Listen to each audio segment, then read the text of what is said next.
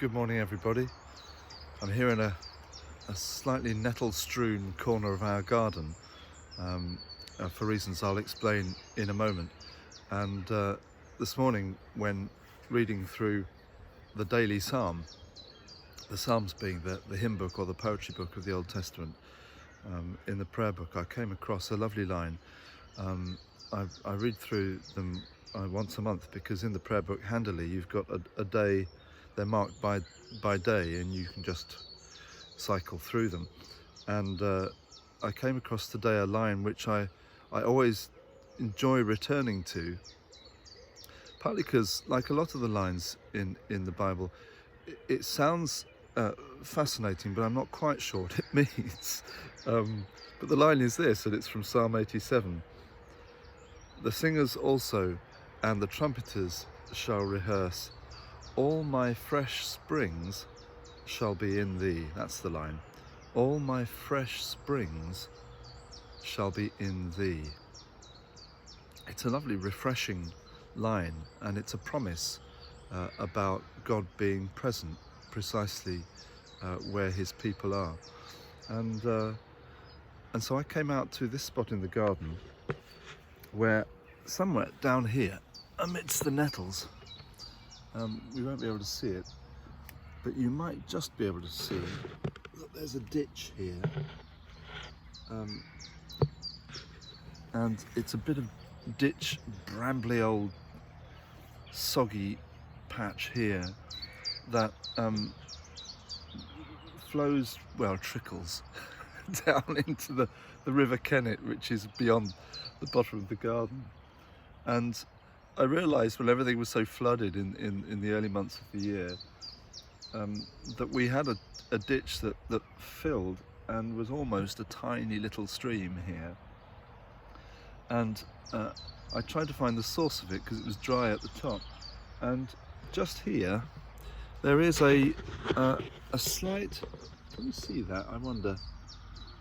There's a slight ripple, a tiny little bit of movement in the water, and that's where the water is coming up from the ground and trickles down from there.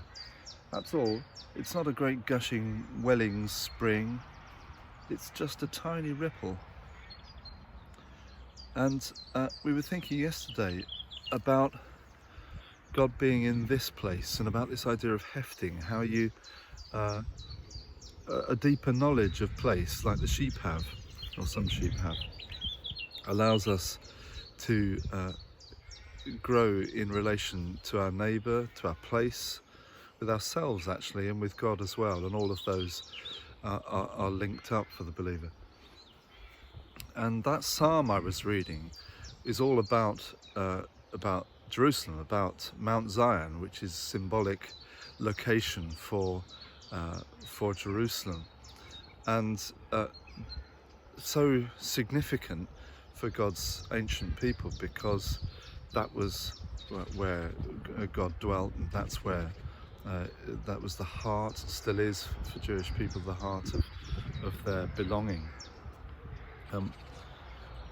That promise that all my fresh springs shall be in thee is picked up by Jesus when he meets a woman at a well. You might know the episode in John's Gospel, and he asks for a drink, and him and this woman he meets there get into a fascinating conversation, and he promises her that the time is coming when it's not going to matter which mountain you worship on. Not, I think, because there are going to be no special places in the future, but that actually every place, every hill will be holy. Every nettle-strewn ditch can be a place of fresh spring and of encounter. And he speaks of the life that he gives, the eternal life, welling up within her like a spring welling up to eternal life.